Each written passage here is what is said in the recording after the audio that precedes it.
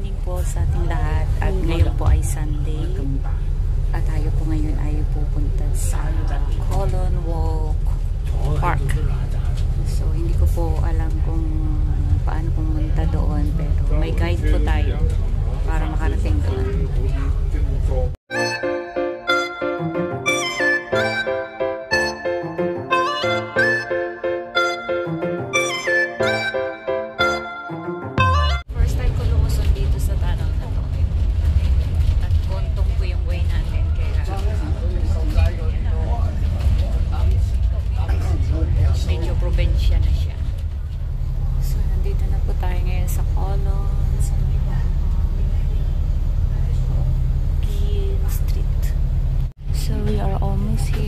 Nakalampas na po tayo sa may Kayak Sports sa kabila.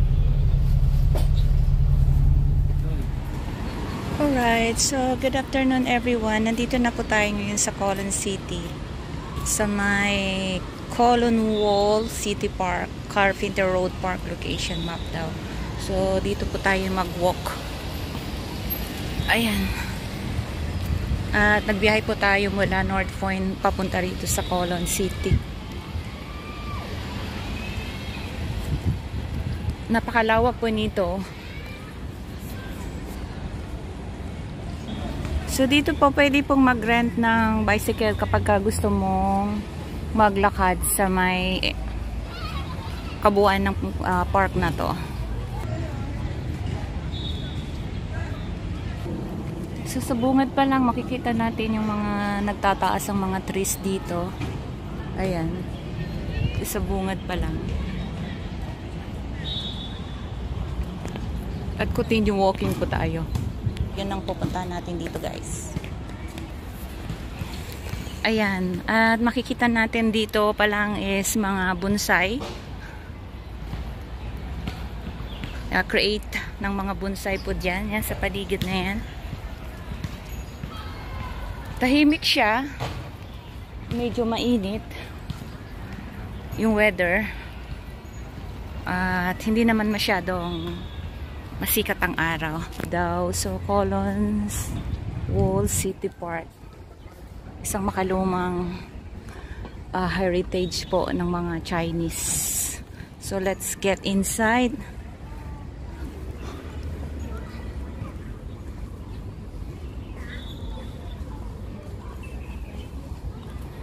So dito pa lang sa unahan ay makikita natin tong mga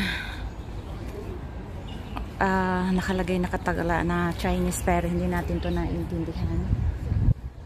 But mayamin. So layout plan of Colon Wall City Park here. Mga Chinese po kasi yung nakalagay, kaya hindi natin siya mabasa. So mayroon po silang design of the park. Yamin.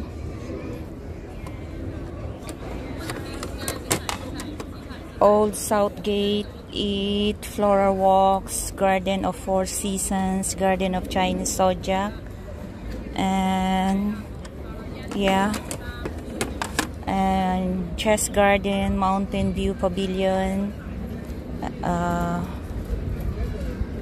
Cave, Gibay Rock and Poshoy Pavilion. So ito po yung kanilang layout plan of Colon Walk City. So marami siyang katangian dito, guys. So let's go. Sa unang pasok mo dito, ayan. So may old south gates po tayong makikita kaagad. Ito yung makikita natin dito. So first,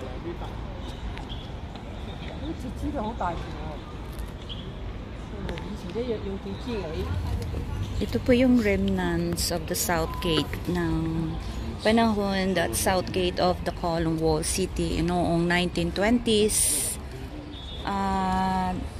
Foundation po at original ng east south gates were also discovered. Both gateways will survive in good condition. So ngayon nananatili na lang siyang isang alaala dito sa may Colon Wall City. So may mga tatak pa rin yan sa Chinese po, pero hindi natin siya maintindihan. At bahagi pa rin po ito ng parke. Tahimik. Isang alaala ng mga nakaraan. Yan, patungo dito sa taas na to. But siguro pupuntahan natin to mamaya pagkatapos natin puntahan dito sa kabilang side na to.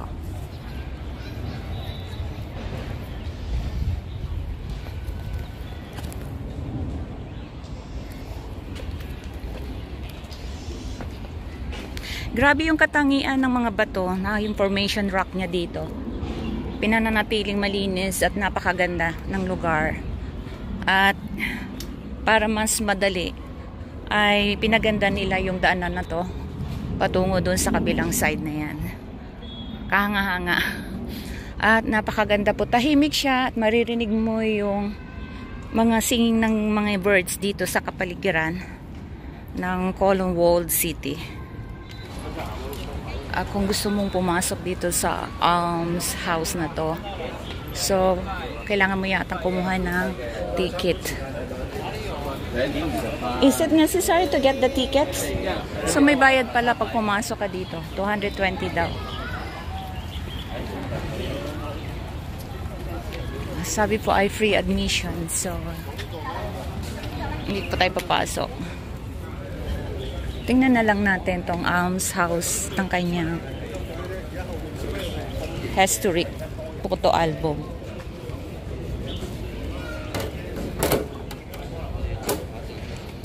Southgate in 1935 po, when the Kowloon Walled City was gradually abandoned after 1899.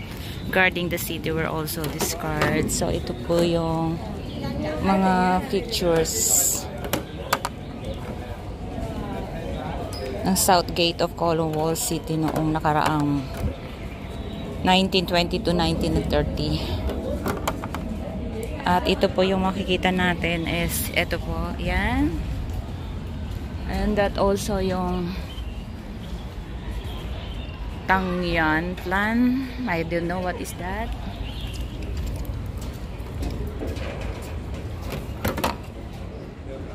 Hindi tayo pumasok kasi 220 po yung bayad po dyan pagpasok. So ikot na lang tayo sa ibang side. Okay, so next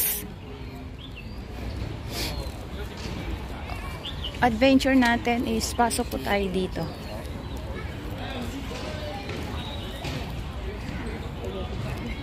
Dito sa area na to. So, still Chinese pa rin.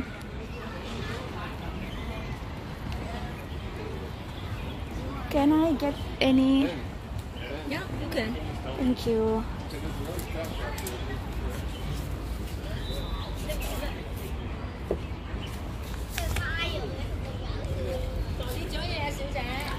Alright, so pasok po tayo dito, guys.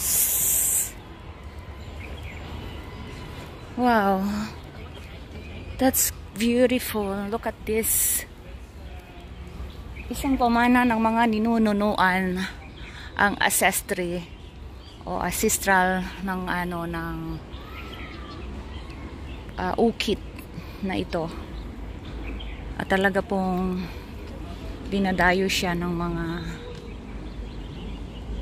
mahilig sa mga ganitong historical. Alright. So this is Khoi Sing Pavilion and Gateway Rock. Alright, so pasok po tayo dito para makita natin yung results ng loob na to.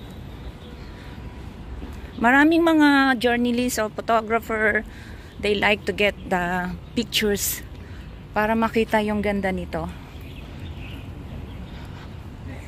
Isa sa mga magagandang katangian.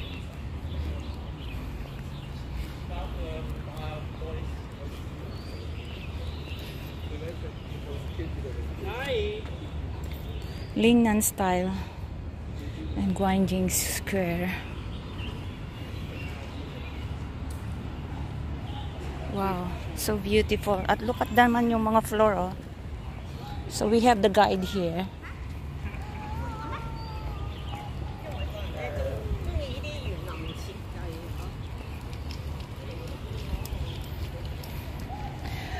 Grabe yung ganda, guys. Tahimik. At siguro wala po ako nakikitang dito sa loob na to ay may mga naka-stay na mga OFW. Siguro pinagbabawalan nilang magstay at pinananatili nitang katangian. So pagpasok po natin dyan, ito po yung Lai Chi Shamrock.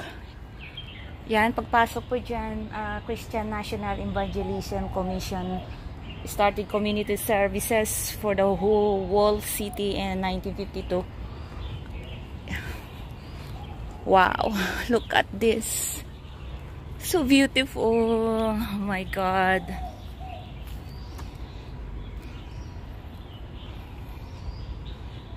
The long blooming crepe myrtle is a shedding shrub and flower come many shades of pink and as well as lavender and red and grow in big showy cluster. The shrub looks particularly attractive when swaying in gentle breeze. Ito yung mga different kinds of mga flowers dito, guys. Look. Kasi ito yung pinagmamalaki nila dito sa loob na to.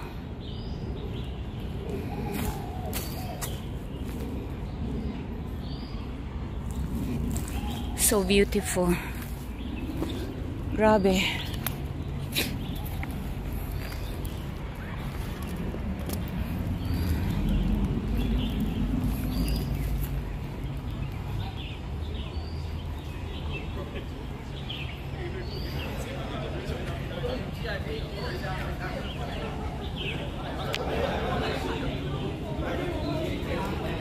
Alright, so see you sa ating next video sa part 2 dito sa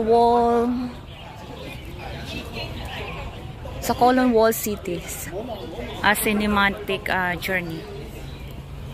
It's okay. So maraming mga visitors, malawak po talaga siya, actually very perfect to take a walk. Like any mga flowers and different kind of flowers, guys.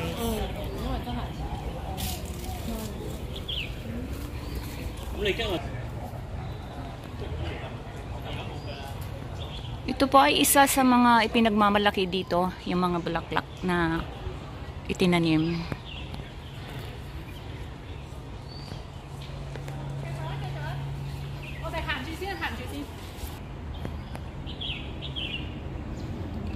Okay, so nandito pa rin tayo sa wala pa sa kalahatian, 1/4 pa lang po tayo. So see you sa ating next vlog and thank you so much for watching.